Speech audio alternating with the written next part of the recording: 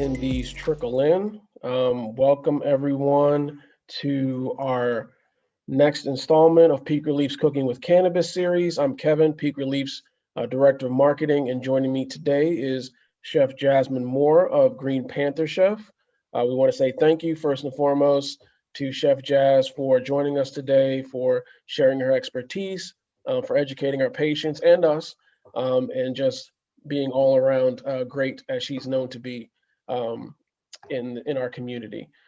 Just by way of intro, for those who aren't familiar, Chef Jazz grew up in a very unique household. Her mother was both a restaurateur who cooked a wide variety of food and a firm believer in homeopathic remedies. She grew up knowing that foods have their own medicinal properties and that eating well was the foundation of health.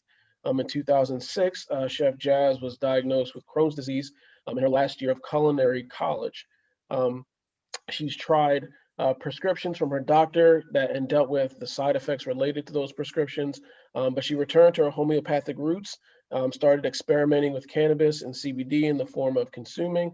Once she found a method that worked best for her through extensive trial and error, she discovered that not only did her appetite increase, but she also felt calmer and less anxious. Within a year, she stopped taking her prescription medication and was in full remission by 2008. Wanting to share her unique knowledge with others, she started offering friends and family an edible experience designed to provide an elevated dining experience. And before long, Green Panther Chef was born. She's expanded her portfolio, the company's portfolio, to include culinary CBD products, consulting, and virtual education cooking classes. So, again, we want to say thank you to Chef Jazz for joining us today, and I'm just going to go ahead and turn it over to her. All right. Thank you so much, Kevin. Thank you so much for having me here. Yes, so I am Chef Jazz. I'm founder of Green Panther Chef. I'll get into my kind of background and bio. Kevin did such a great job of that, but I'll get into that a little bit more. But I always love to have some type of conversation. So if you see me looking down, these are just kind of talking points. I'm known to kind of like go off on tangents. So I kind of want to keep this a little bit formal and succinct. So I do have talking points that I am going to be looking down at.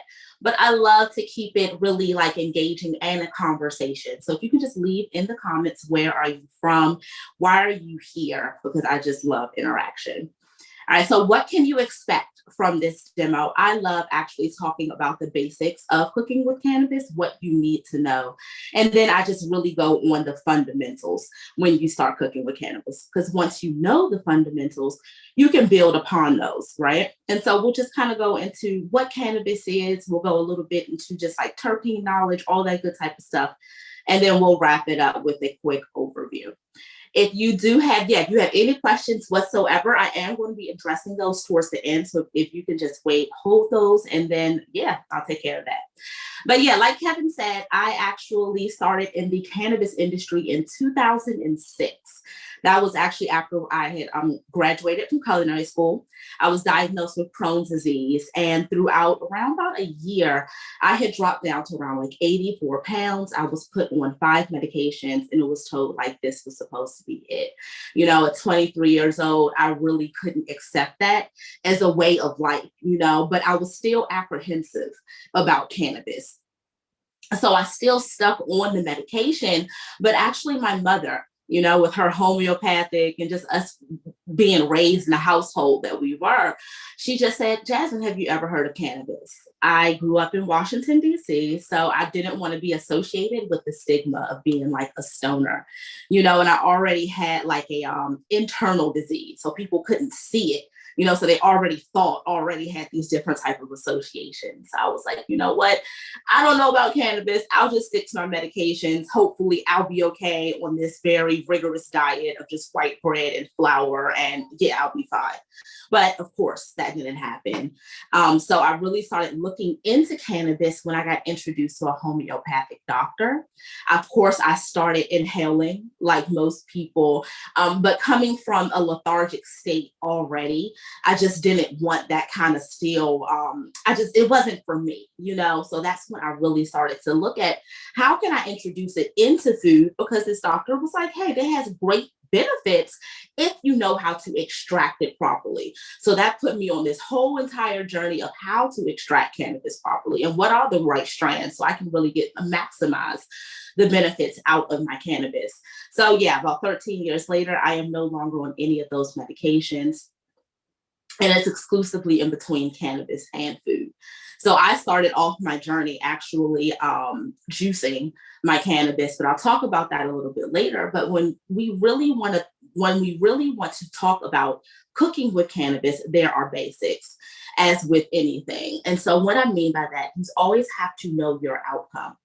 When I was first diagnosed and I was still apprehensive, right? I still was like, I know that I want to feel euphoric and I want the inflammation to go away because I was associated with a lot of pain. So I wanted to feel like that. So different modalities, learning about strand alignment, that's when I really found out what terpenes worked for me, right? And so working with bud tenders now is a lot easier.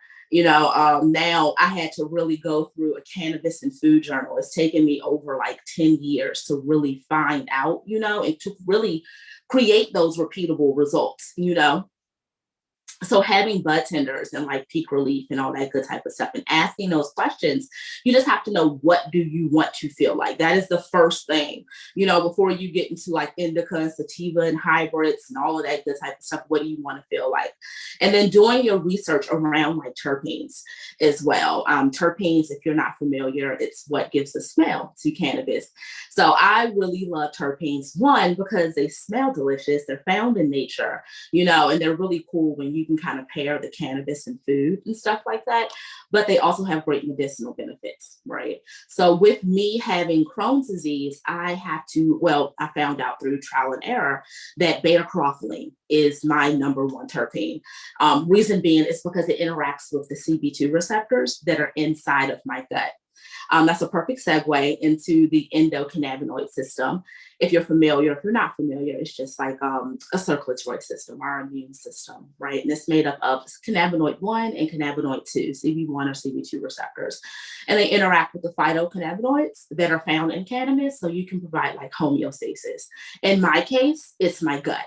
And so I really look for strands that are higher in beta-carophylline 1 and then also CBD 2. All right, so when you're first starting to cook with cannabis, I always tell people, go for strands that are a little bit higher in CBD because they give just like a little bit more of leeway, All right, so after you found out everything as far as how do you want to feel, you want to make sure you retain those benefits. And so that really does come down to decarboxylation. We have a lot of fancy words in this industry, but decarboxylation is nothing more than just activating your cannabis at a certain time and temperature in order for you to receive the maximum benefits, right? And so I typically play within a range, and I'll talk about that in a moment, but it really is about retaining terpenes. There are some benefits in not decarboxylating. I did talk about that when I first started cooking with cannabis. I started juicing it, actually. I have a method that I call, which is called chuck a nug, right? And it's literally taking cannabis that is not a raw cannabis, and you're chucking it inside of, in this case, my juice was ABC. That's apple, beet, and carrot. And then I would add another gram of cannabis and chuck it in and literally juice it. And that has powerful anti-inflammatory benefits. That was the first way that I started to introduce it into my diet. And then it like built up more of my appetite. I could hold food down. And then I started introducing soups and stews and then solids. And it's just a great way, So yeah, just rule of thumb. The acid compound does have benefits. All right, like I said before, I do play within a range when I do cook with cannabis. Sometimes it goes down to 220. When you're a beginner, I do tell people to stick within a lower range. And then I actually go all the way up to like 300 degrees sometimes. It depends on the recipe. It depends on what I'm looking for. But typically, I do tell people when they're first starting 220 degrees for 35 minutes. And yes, please be careful because cannabinoids and terpenes, they do burn off. They can't evaporate. So you do not want to, after you have done your beautiful decarboxylation at 220 degrees for 35 minutes, you don't want to throw it into the oven at 350 degrees because THC actually burns off, I think around like 342. So you want to kind of keep it around like 320, 330, just so you can actually receive all those benefits. CBD can go a little bit higher. I believe it's around like 392, but yeah, just be very mindful when you want to reserve those terpenes and cannabinoids when you're cooking with cannabis.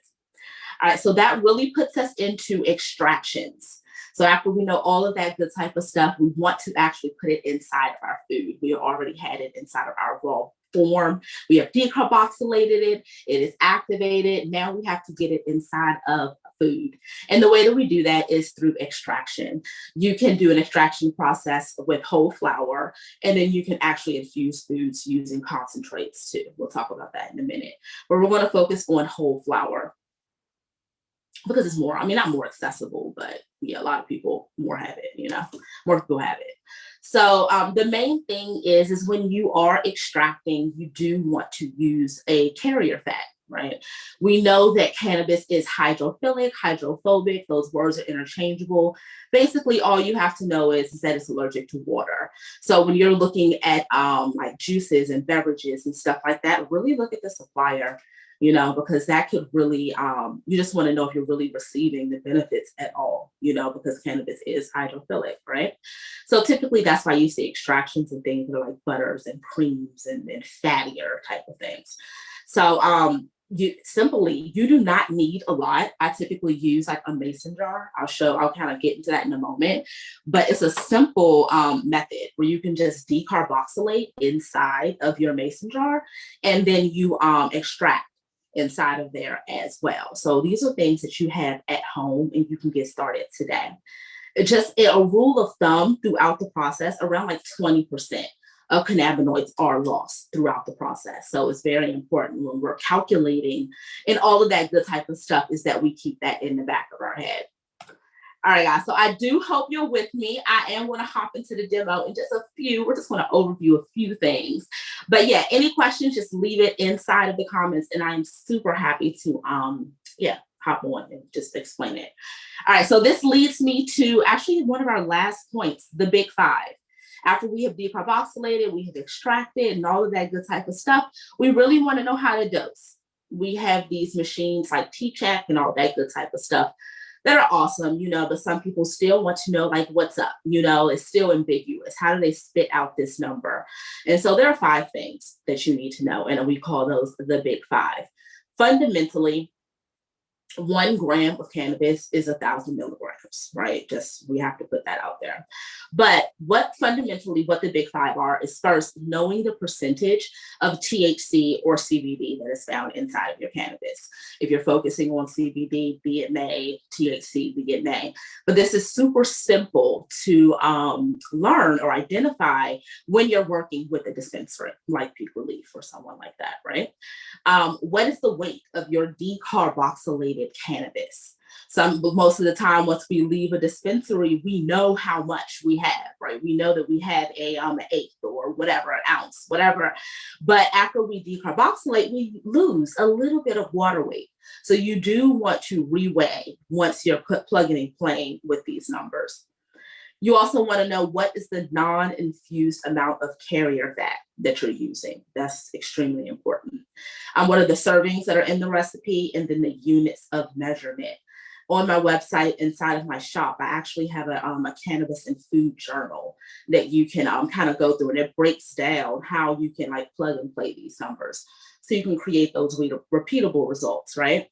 So once you kind of know, like, all right, I'm already at 100 milligrams for this whole bowl of, whatever I have at this moment, now it's time for you to dose. And that's where really people start to get a little confused, because I remember I was doing a dinner party not too long ago and someone wanted something that was extremely high, and I was like, okay, do you use cannabis on a regular basis? Are you a recreational user? I mean, well.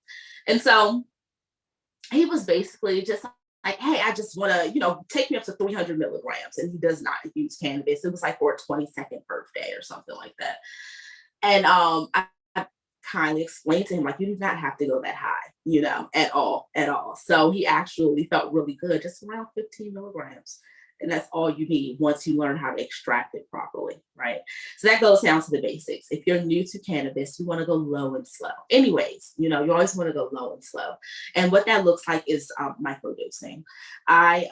Just because I am a Crohn survivor, I do microdose throughout the day. So I can start with like 5 milligrams in the day, and then 10 in the afternoon, and then round it off, depends on just how I'm feeling. But if you're new to cannabis, stick around like 1 to under 5 milligrams. And we're talking about THC here. And then like 5 all the way up to 15. If you're a little bit more, you use it kind of once or two, however times you use it a month. I really don't know how your endocannabinoid system is, so don't want to put that out there. But then you also have medicinal users as well. And so those are people who can go a little bit higher, and they know exactly what they're doing, because they have a little bit more experience with the plant. But more importantly, this is just a rule of thumb, is just go low and slow. If you do not know, if you're dosing, it's better just to not put too much inside of your recipe, and just play with trial and error than just putting too much, because I hear so many stories just about, how horrible the experience is with cooking with cannabis or cannabis itself, and they just don't want it. So we do not want that at all. All right, so please leave any questions. I'm going to get set up right now, just like a quick little demo, but please leave any questions inside of the comments. All right, few seconds, guys.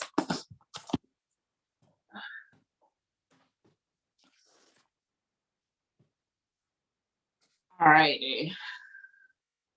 I'm just going to turn my camera around. If you can't see, just like leave that in the comments. But yeah, we should be pretty good. All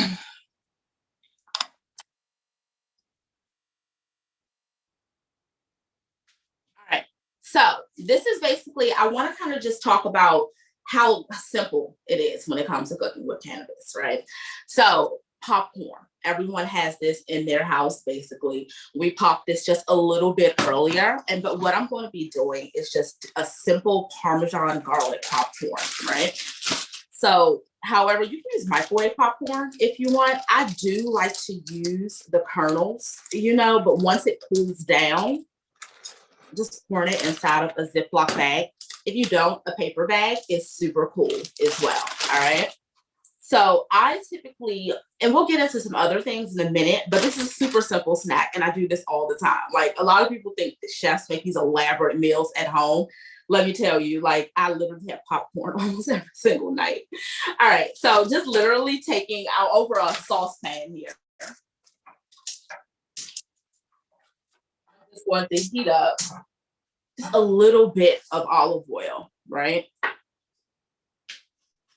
The reason why I do not want to add my infused butter at this point is because we did talk about it, right? Our cannabis is going to burn off if we do add it directly to the pan. So you do want to add a little buffer. And in my case, I am going to use extra virgin olive oil. You do not want this to get too high. You just kind of want to warm up the oil. And this is the perfect time for you then to add your butter to the pan. I am using just a softened butter, so it shouldn't take that long. But the main thing is you do not want that to burn at all.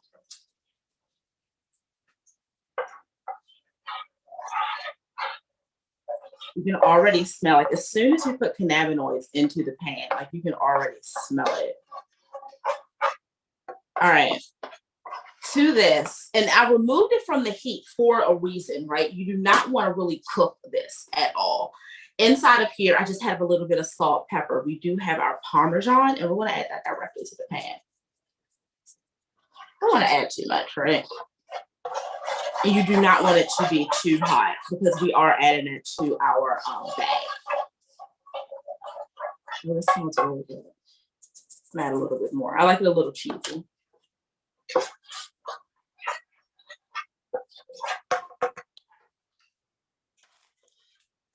I want to pour that.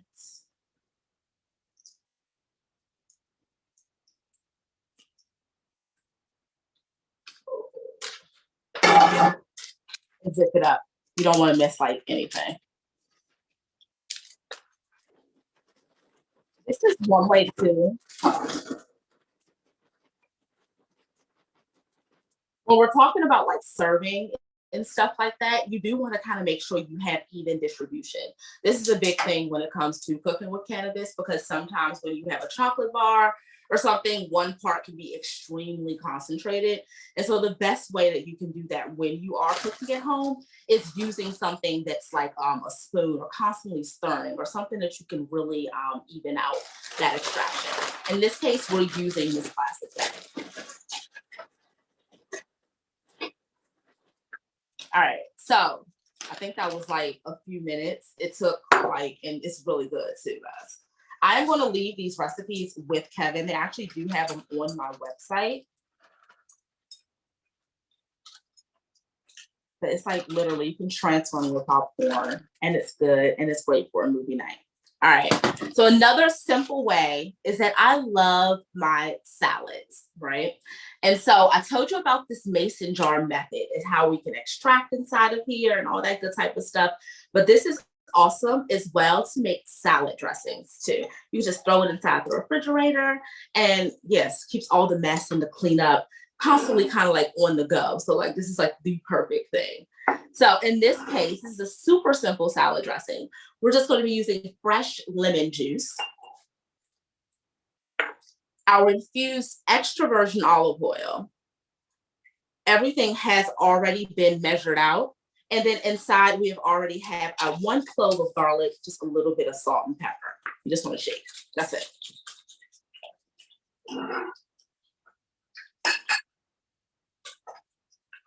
You probably want to give this about 30 seconds. The only reason is because you do want to bruise the garlic that's inside of here, and then you just want to have all those flavors marry. Pour that on the side. Super simple. All right, so this is one of my favorites. All right, so this is our CBD infused hot sauce. If you don't know about it, it is inside of our shop. It's called Up in Smoke. I love this. Reason being is because, yes, I am a Crohn survivor. And so sometimes some types of condiments aggravate my gut. So in my quest to find a beautiful or a great hot sauce, this kind of spurred me into create our own product line. And so our Up in Smoke hot sauce only has 7 ingredients. It's infused with CBD. Oh, sorry about that. It's infused with CBD, and it has really great anti-inflammatory benefits. So this is a great buffalo style kind of sauce where we're just going to take our pan once again. Easy about that.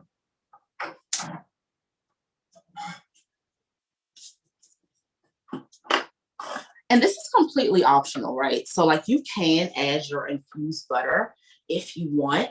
But I like to really do a non-infused butter just because sometimes I do not like to just have, infused anything. I just kind of like don't, oh my goodness, I don't like those psychoactive benefits, right?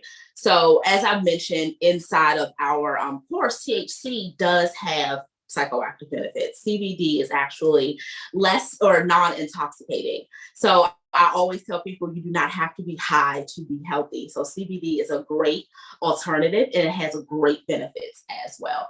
So just over medium heat, same thing. You do not want to get too hot, but you just want to add your butter.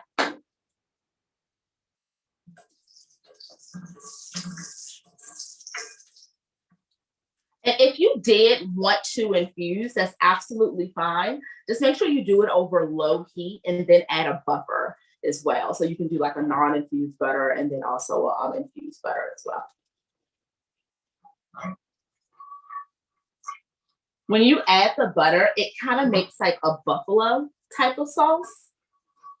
But if you're not into that type of thing, then it's completely fine. You don't even have to do that. But I love this recipe because it's really simple. And it's like, I mean, that's what it's all about. You don't have to sit in the kitchen or slave over the stove really to cook with cannabis at all. So we're just going to keep that. And like you can tell, like I take everything off of my stove, right? And like I always say, you do not want to burn out those cannabinoids. And in this case, we are using CBD and we just kind of want to temper it in there, just like we're making like a good souffle or something, right? Just add that in.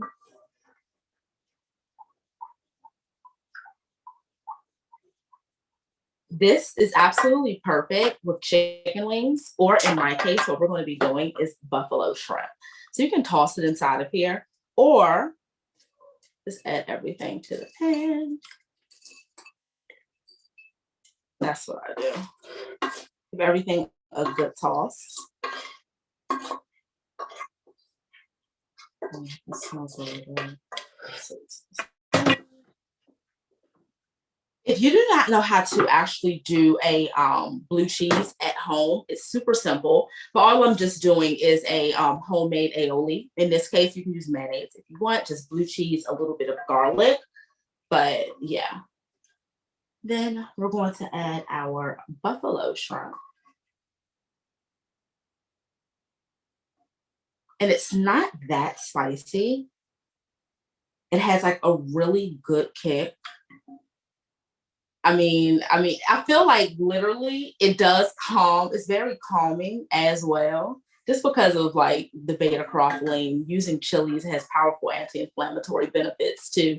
Doesn't have anything to do only with the CBD. It just has to do with the whole trifecta of cooking with cannabis. So that's what it comes down to. You have to really look at that relationship in between the cannabinoids, the terpenes, and then the food alignment. That's how you can maximize, and you can just make and do anything when it comes to cooking with cannabis. So these are basically the fundamentals. Making sure you know about your bioavailability, knowing how you want to feel, knowing simple extraction methods, dosing at home, knowing of the big five, and then fundamental simple recipes so you can build upon those. All right, guys, so if you have any questions, I'm going to flip my camera back around and just let me know. All right, I'll go through some of the questions that we've received so far. We have a question from Rusty. He's made tinctures, cookies, brownies, and chocolates. Gummies are next, but they're not happy with the taste of the canna butter and how it impacts the taste of cookies. So would you recommend, is there anything that you can recommend in terms of helping improve the taste of canna butter or helping to improve the taste of something that's been made with canna butter? Yeah, definitely. So co-washing or washing your cannabis, that's something that it's a longer extraction or a longer process. But just because cannabis is hydrophilic, you can wash it, and it does help with minimizing that grassy feel. So if you are going to do that, it's best to use like distilled water over the process of around like 18 hours. So what you're going to do is just cover your cannabis, and then you're going to fill it up with that distilled water to cover. Your water is going to start to turn murky. You want to dump that at least 3 times and then use it inside your extraction after you dry it. That should help. Great, thank you for answering that one. Let's see what else we have. Are there any special tools required to cook with cannabis? Special tools, no. That's what I really wanted to emphasize as far as like the mason jar, using cheesecloth as well. We do have a lot of fancy machines out here, which are absolutely great, but fundamentally you can use, a mason jar, a baking sheet, and some aluminum foil and get something going. Mm-hmm. Mm-hmm. Coupled with that question, I guess it was a two-parter. What are some of the common mistakes while cooking with cannabis? Over decarboxylating, and then also thinking that you need too much. Yeah. So for the people that I guess aren't familiar with the decarbing process, or even haven't even heard the term before, could you go in a little Yeah, bit about what that is? absolutely. So decarbing, I talked about that a little bit, but it's nothing more than just activating your cannabis certain time and temperature. So you're putting your cannabis literally inside of the oven and you're heating it. What that does is releases the acid compound and you can get the medicinal, all of the medicinal benefits that are associated with it. Another question from Vani. My question is, what is the best thing to make that is possible to use every day? I have stage 4 cancer. I'm currently taking treatments. I have been smoking, but need to learn to cook. So I guess the most crucial element of that question is what can be made, I guess fairly simply, for a beginner that's just learning how to cook, but something that can be used on a regular basis that's Mhm. to prepare. I mean, definitely with cancer, I would use a tincture. One, just because of like the benefits. It may take longer on the front end, but you can do a tincture at home and use that every day. Under just because of the bioavailability, I definitely would suggest a tincture. Mhm, mhm. Let's see. How do you store edibles or cannabis infused items after baking? So I think the question is how long, how long do homemade cannabis infused food stay fresh? How long does it last? And what can you do in terms of that storage? To Yeah, definitely. So the same thing, like if you would do cookies at home, I would do the same thing. I would treat it the exact same way, but I would actually treat it with a little bit more care. I would normally not serve a cookie longer than 7 days. Mhm, And that's just keeping the integrity of the product. The reason being is because sometimes it can get a little bit milly and really dry if you do have something that's been sitting on the shelf for like 15 days or more than that. And they add a lot of preservatives to stabilize it as well. mhm, Another way to kind of like deter it is a vacuum sealer. Is something that I use. Like not Ziploc bags are great, but actually using like a vacuum sealer. I have one right here.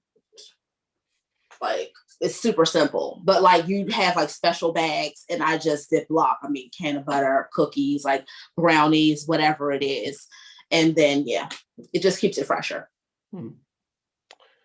Let's see. Will my neighbors be able to smell the cannabis infused foods that I'm making? It depends on how much. I mean, it depends on how much. I mean, but yes, you can smell it. It does lend a smell, and you can't get around it. It just Mhm, depends on how much as well. You can use a humidifier or a fan to suck out, but you're still going to have some type of smell. mhm, mhm. Yeah. The next question is, I guess, in terms of oils, can you infuse coconut oil as easily as regular cooking oil? And are there benefits to using coconut oil over a regular oil? Mhm. So when we say regular oil, are we talking about like canola oil? I'm just going to kind of assume Yeah, I think they're that or something. referencing canola oil, vegetable oil, maybe olive oil, peanut oil. Okay, yeah, definitely. So if we definitely do not want to extract with canola oil. The reason being is because the smoke point is extremely too high. And so our cannabinoids burn off at 342, tops 392. And so when you have a smoke point of an oil that is 420 degrees, you're already burning out everything by the time the oil gets hot enough to Mhm, extract. So mhm, you don't want to use canola oil or anything like that.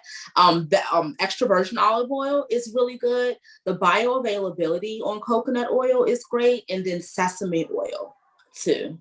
mhm. Yeah. Now, I guess this is a question for myself. Are there benefits to using those different oils when you're infusing different types of foods? Like, would you recommend one over the other? Do you think Hmm. it's, food dependent in terms of how effective the Yeah, oils would be? definitely. So if we're looking at bioavailability, and bioavailability is like the onset time of when you're Hmm. going to fill the cannabis, right? So I would use a coconut oil if I want to use or want to fill it a little bit quicker inside of my baking. Extra virgin olive oil, it's not going to say it's the greatest when it comes to extractions, but out of the best carrier fats, I would say coconut oil or butter. Mm-hmm. I think another question kind of related to that, cannabis honey. What is the process for making a batch of infused honey at home the same as with infused oils? And is there a recommended method for infused honey that you use yourself? Yeah, so I'm actually going to pull out some stuff now. So like having a big pot, right, like this, and setting up what I call a bain marie, that's what you're going to have to do for honey. The reason being is because it's sticky. You don't want to put it directly into a pot, it'll burn, right? So what you want to do is create a water bath, and you have to gently cook it. I have my cooking ware in here, but hopefully you get the point. We're going to put water inside of here, and then you'll put your honey in something that looks like this, right? And then you cover it. That's what you put inside of this pot. And then that's how you extract your honey, of course, with your cannabis inside of a cheesecloth or something like that. You touched a little bit on tinctures before. We know that tinctures are very, versatile. They can take a little bit longer to make. But what would you recommend in terms of a high grade, alcohol or glycerin, or like what would you recommend in terms of that process in putting together a tincture? Yeah, so definitely alcohol, it just lends for a superior product. You can do a quick extraction over the stove, but I do recommend doing the sun method, where you're decarboxylating your cannabis, you're putting it inside of a mason jar that looks something like the big ones I have back there full of cannabis, and then just pouring your alcohol over it, your of course Everclear or something like that, and leaving it inside of the sun and turning it every 30 days. I mean, like every 3 days for 30 days.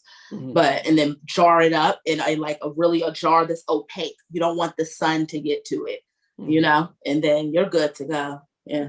You can make sugars with that. You can do so much with that. Right. Let's see. One question from the chat, another one from Vani. If you do one-on-one virtual classes, and can you kind of describe what that process is like for somebody that wants to sign up, or, if you do like continued education sort of things, online classes, could you talk a little bit about those services? Yeah, absolutely. So we do have one-on-ones. We have group coaching that's on Wednesdays. If you go to greenpantherchef.com, it's a big banner. You can just click on that. But if you want something that is a self-paced course, you would just go to our Discover page that is on our website. And so that's under our PACE program. And we kind of walk you through the 4 pillars that we created to cook with cannabis for repeatable results. Just drop that link down in the Thank chat you. there for everybody. Let's see. Do you have a favorite recipe that's been asked for a lot in terms of your services? So, I have Green a full Panther Chef service. is known for. Oh, so I have a full service cannabis catering, right? So seafood paella, we'll do our ribeye as well, our lamb. It's really good. Our crab cakes, we just added that to the menu, and our miso cedar salmon. Yeah, so we have like 5 good contenders right now. But then we're going to release our spring menu, and summer coming off. So everything doesn't stay. So you do have a seasonal menu that you go through. And we do private dinners. Yeah. Every 4 times a year, private dinners. Okay. For the public. Yeah. What's the process for infusing drinks, and are there any cannabis drink recipes or cannabis infused tea recommendations that you have? With tea, just being a little bit mindful, I would use like the leaves or something like that, but just being mindful when you're putting it inside of tea. But when you're doing mixology or cocktails, like definitely the tinctures that we were talking about, that's a really great way to start making cocktails, and replacing and omitting the alcohol. One is really good is just using like a margarita. Let's take that, right? So you're using simple sour mix, simple syrup, using your cannabis tincture, right? Then you're using sour mix, which is orange juice, and you're using lemon and lime, a little bit of club soda, and that's perfect with a sprig of mint. You know, it's a super like refresher as well. It's really good. You know, it's acidic and yeah, it's good. Let's see. Another question. You mentioned cannabinoids, a few times during the course of this evening, but when you do your 101 courses, do you go into detail about cannabinoid recommendations or things to focus on in regards to that, or terpenes? Definitely. So I'm going to step over here one more time. So this is our wheel of fortune. Definitely. We talk about that quite a bit.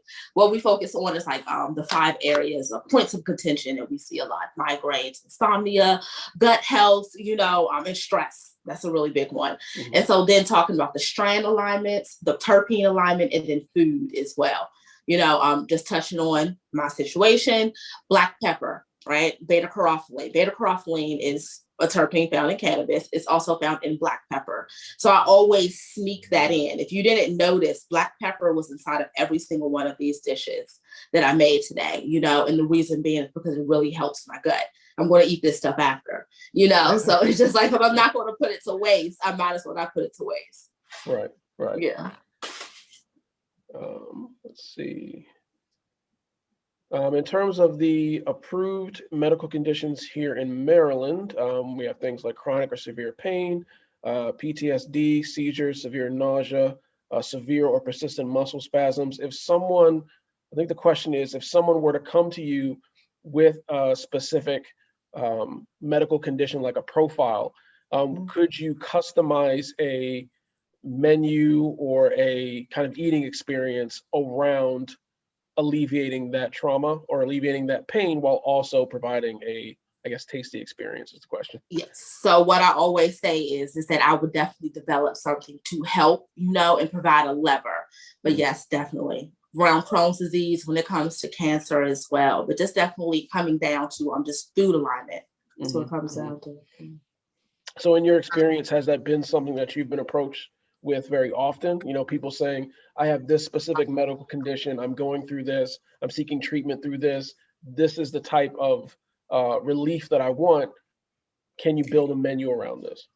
Every class, almost every single class, someone will come offline and say that this is something that they will need, and so I'm really excited to kind of put my book together so I can just have so I can reach more people, outside of just like the group coaching and stuff like that. Mm-hmm. Let's see, got a lot of questions in email here. Do you have a favorite strain that you like to use when it comes to infusing your foods?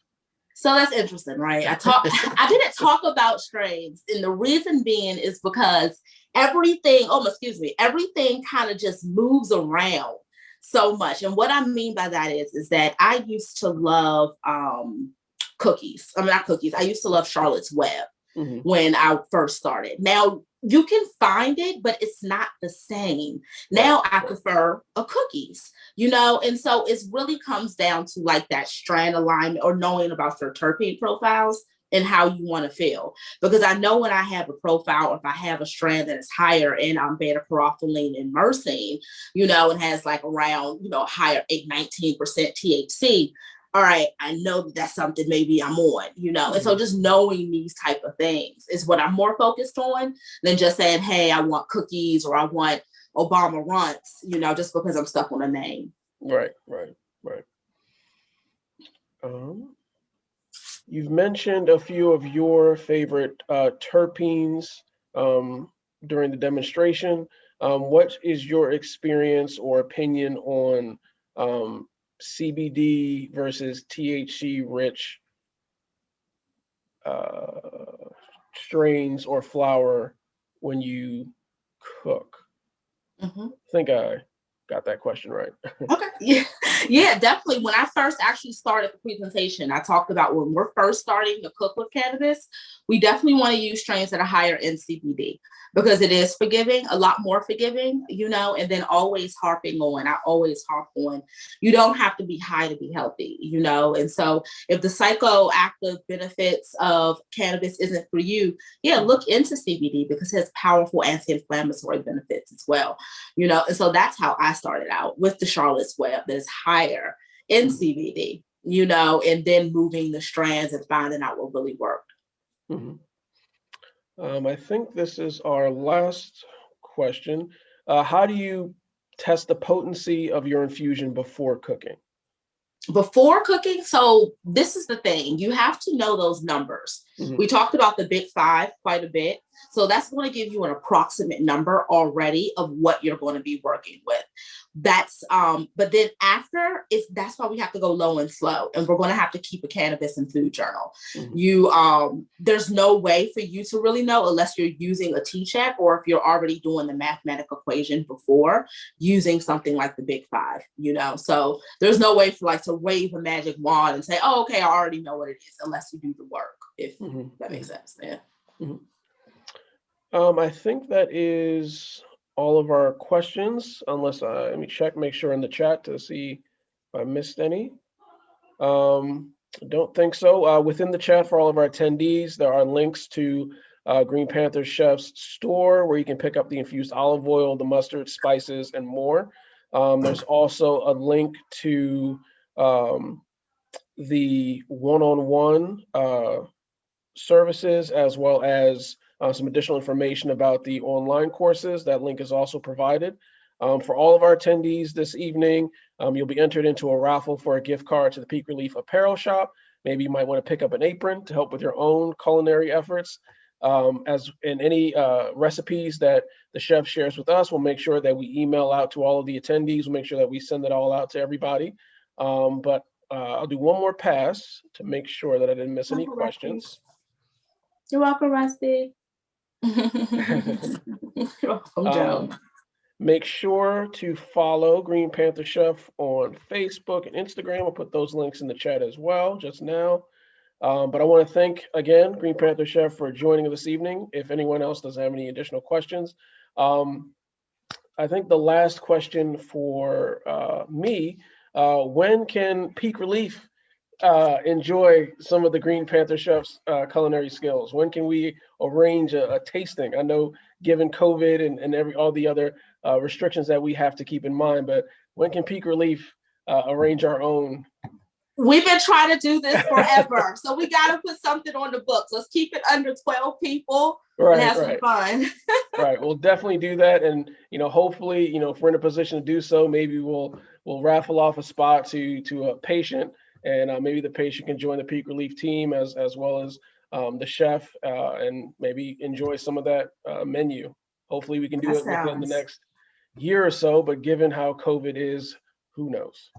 Who knows? Who knows? But hey, let me know if we can hop on this anytime. But thank you. I appreciate that. So thank you all again, all of our attendees, for joining us this evening. A recording of this, if you think you missed anything, or if you want to make sure that you have all the information, a recording of this will be up on our Instagram and our YouTube page, very, very soon, within the next few days. So be on the lookout for that. Again, I want to say a big thank you to Chef Jazmine Moore of Green Panther Chef for joining us this evening.